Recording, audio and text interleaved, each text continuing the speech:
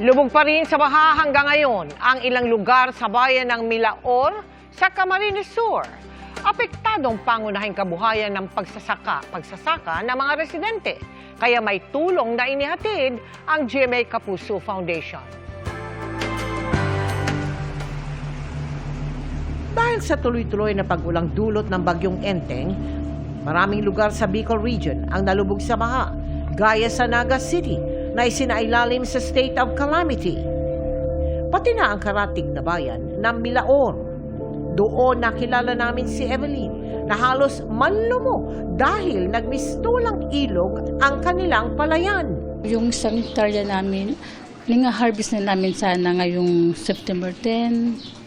Kaya lang nalubog sa baha.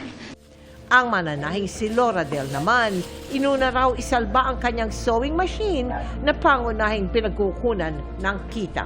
Aabunuhan ko yon pag hindi, pag na-damage yon. Ito po yung mga susuotin nung libre ba, Piña Francia ngayon, may parada. Yung mga sa banda, laban lang, ay wala namang pagsubok na hindi kaya na, hindi binibigay na hindi kaya.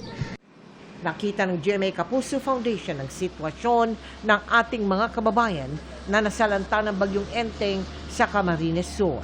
Kaya agad tayong nagtungo doon para maghatid ng food packs sa 4,000 individual sa bayan ng Milaor at Minalabak. Kasi po yung Milaor is catch basin, bagsakan siya ng tubig galing sa taas. Napakalaki pong tulong po na binigay ng GMA Kapuso Foundation po sa mga nasalanta o apektuhang mga kababayan po natin. Kahit paano po ay naibsan mo yung kanilang pag-aalala kung saan po sila makakukuha ng makakain.